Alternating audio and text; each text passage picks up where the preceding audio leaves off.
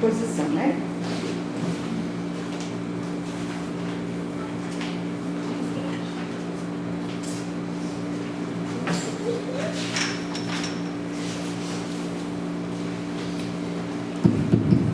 Graça, misericórdia e paz da parte de nosso Senhor e Salvador Jesus Cristo.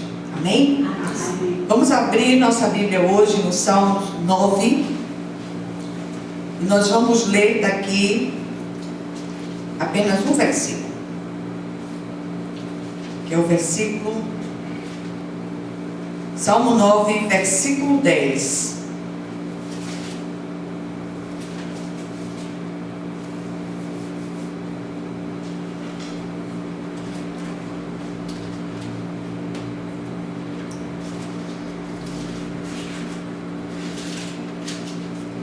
Salmo 9, versículo 10, diz assim a palavra do Senhor: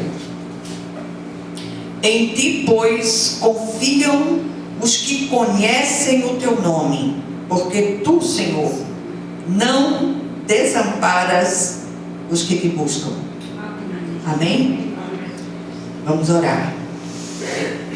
Senhor nosso Deus e nosso Pai Celestial, clamamos a ti, Senhor,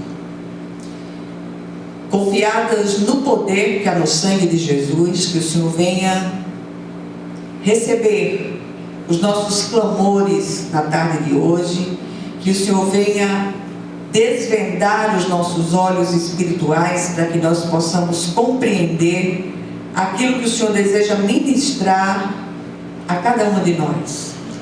E que tudo, Senhor, absolutamente tudo, seja para a honra e glória do teu nome. E que nenhum tio, nenhuma vírgula dessa palavra se perca, em nome de Jesus. Amém. Minhas irmãs, hoje eu queria que nós parássemos um pouco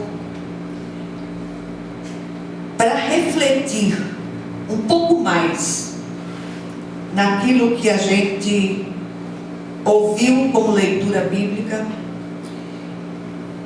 E que o Senhor, Ele possa hoje nos encorajar a confiar nele, mesmo quando não compreendemos os seus caminhos. E diga-se de passagem, nos últimos tempos tem sido difícil demais compreender esses caminhos. Caminhos que a gente sabe que são caminhos perfeitos, o caminho de Deus é perfeito, os desígnios de Deus são perfeitos, mas como seres humanos limitados, todos, de uma maneira geral, temos dificuldade de compreender determinadas direções trazidas por Deus para as nossas vidas. Muitas vezes a gente ora por determinadas situações, e ultimamente eu tenho dito muito às pessoas: olha, para de orar dizendo a Deus o que é que Deus tem que fazer. Você não tem que dizer isso a Deus. É preciso que a gente se acostume a dizer: Senhor, eu vejo dessa forma na minha visão limitada, o desejo do meu coração é este, contudo, seja feita a tua vontade. Só a vontade de Deus é boa, agradável e perfeita. Este salmo é bem conhecido, é de ação de graças, e aqui o salmista exalta o nome do Senhor por todos os seus feitos. Tem coisas que nos sucederam, que não entendemos, e que a gente só vai entender lá na frente. Ô Senhor, agora é que eu entendo porque eu tive que passar por isso dessa forma, porque o Senhor é aquele que sabe todas as coisas e vê aquilo que não vemos. Então,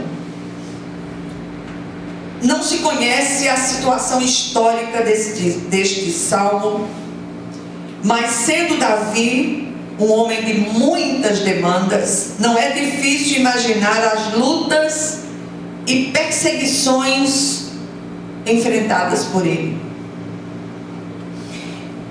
E eu tenho dito isso aqui muitas vezes e quero repetir tantas vezes quantas sejam necessárias.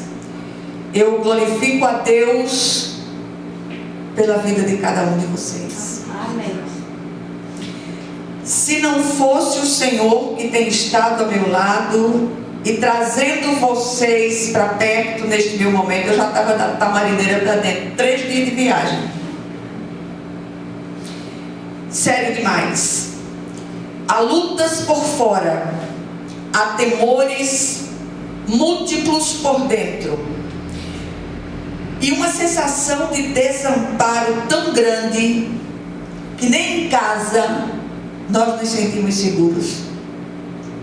Todo dia tem uma história de alguém que teve sua casa arrombada, que teve isso, aquilo, principalmente no nosso tempo. Misericórdia. Sem falar na confiabilidade e nas emboscadas que a vida nos prepara à nossa própria revelia.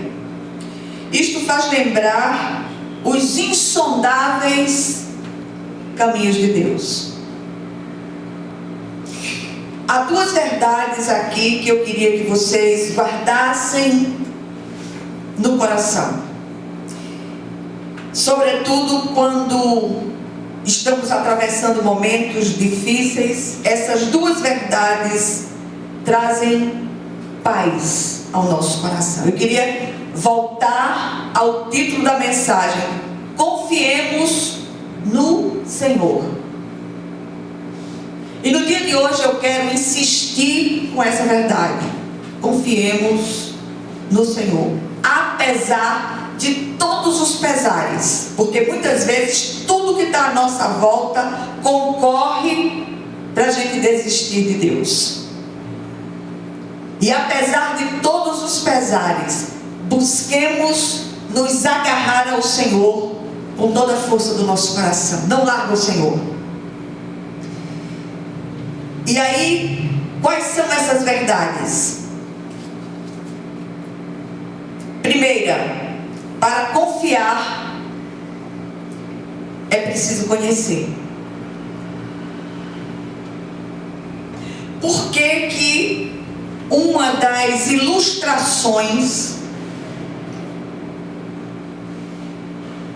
da Bíblia em relação à igreja e ao Senhor é a relação conjugal?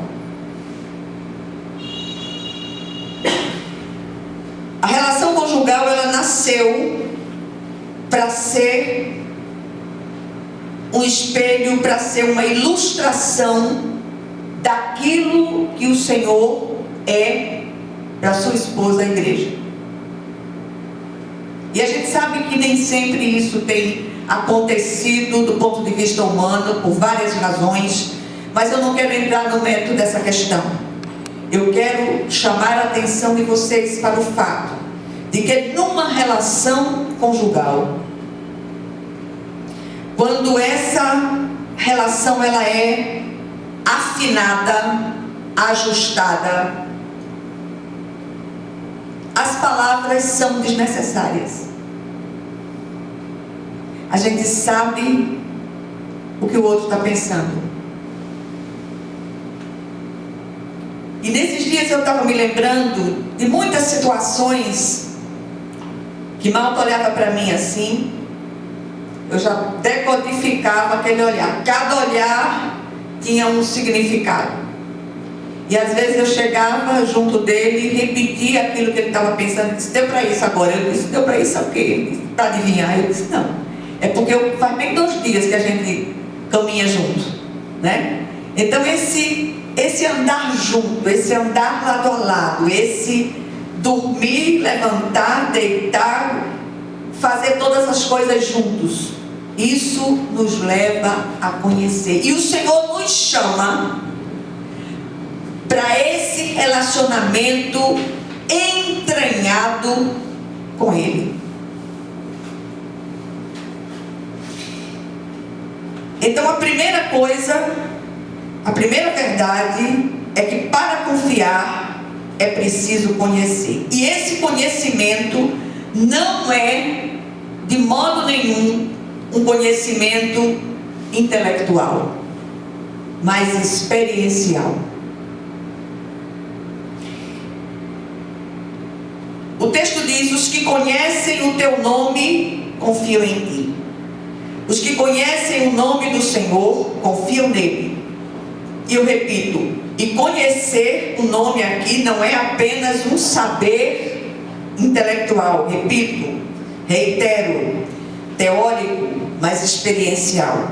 Esses sabem o que significa servir e seguir ao Cristo.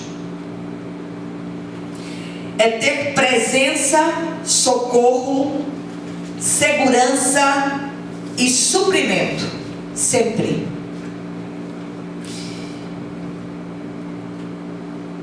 Jó, depois de sua experiência dramática, ao final do seu livro poético, responde ao Senhor nos seguintes termos. Escuta só isso: eu reconheço que para ti nada é impossível e que nenhum dos teus planos pode ser impedido. Tu me perguntaste como me atrevi a pôr em dúvida a tua sabedoria, visto que sou tão ignorante. É que falei de coisas que eu não compreendia, coisas que eram maravilhosas demais para mim, que eu não podia entender. Tu me mandaste escutar o que estavas dizendo e responder às tuas perguntas. Antes eu te conhecia só por ouvir falar, mas agora eu te vejo com os meus olhos. Jó 42, de 2 a 5. Eu tenho pensado muito em nossa vida enquanto cristãos. Nós estamos chegando a um ponto da caminhada que está cada vez mais perto da vinda do nosso amado Senhor e Salvador. Por tudo que nós temos visto, por todas as inclinações que o povo de Deus tem tomado nos últimos tempos, e é preciso que nós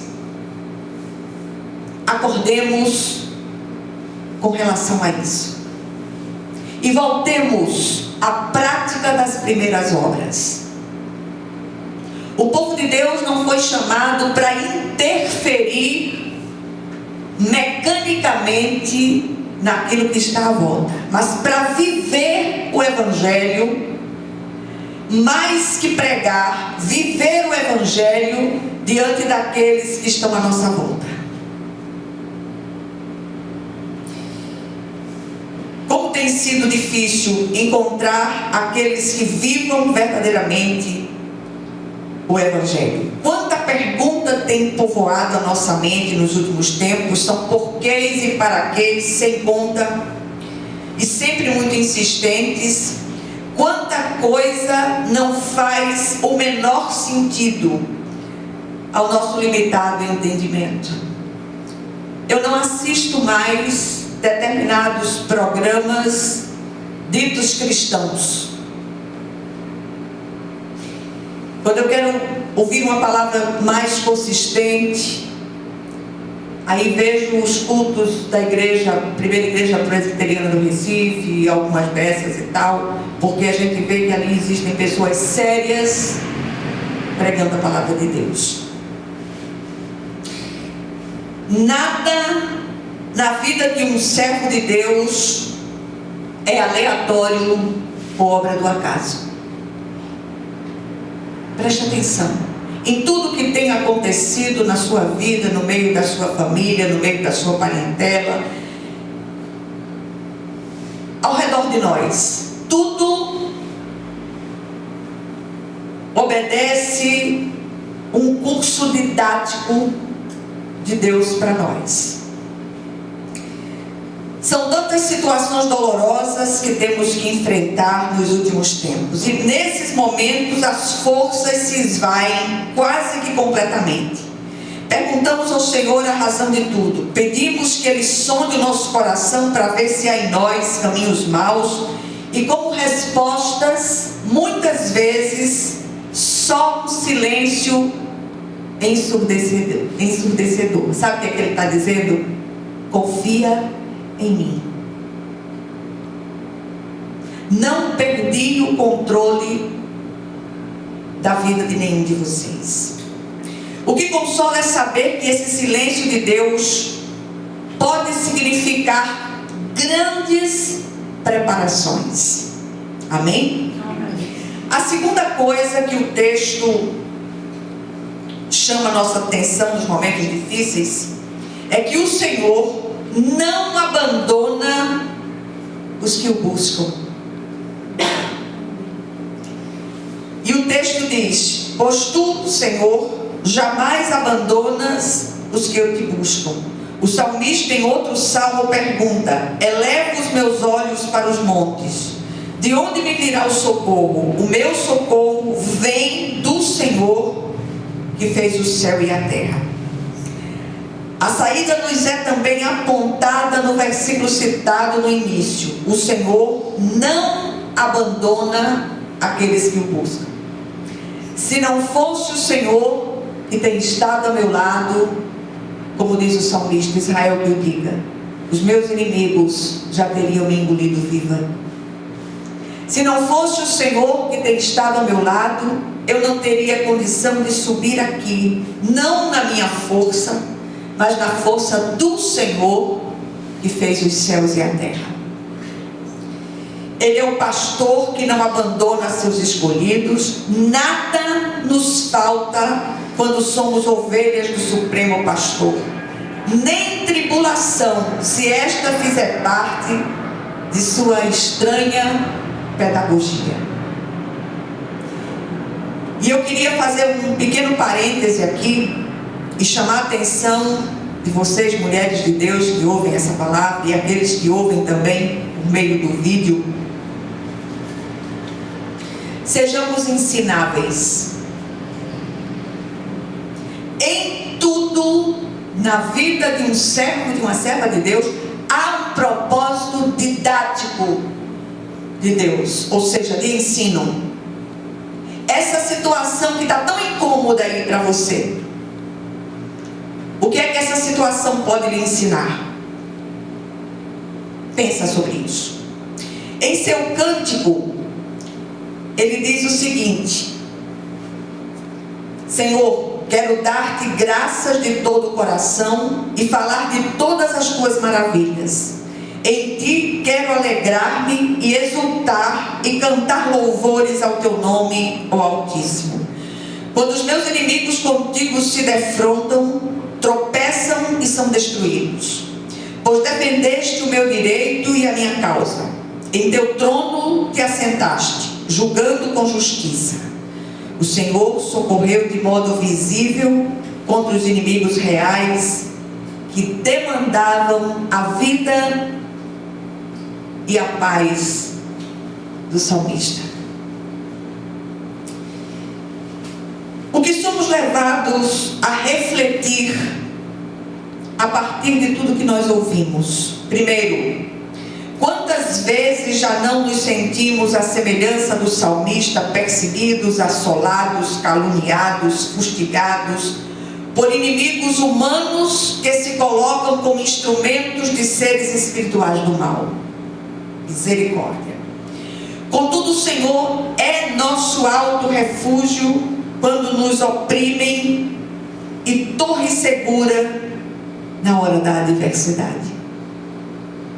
Segundo lugar, o salmista em sua oração ainda diz: aquele que pede contas do sangue derramado não esquece, ele não ignora o clamor dos oprimidos. Levanta-te, Senhor, não permitas que o mortal triunfe. Julgadas sejam as nações na tua presença. Parece que a natureza daquela luta era institucional, vinha do poder constituído, pois ele pede que as nações sejam julgadas. A nossa nação está atravessando um momento, já faz algum tempo, extremamente difícil do ponto de vista político e de tantas outras situações.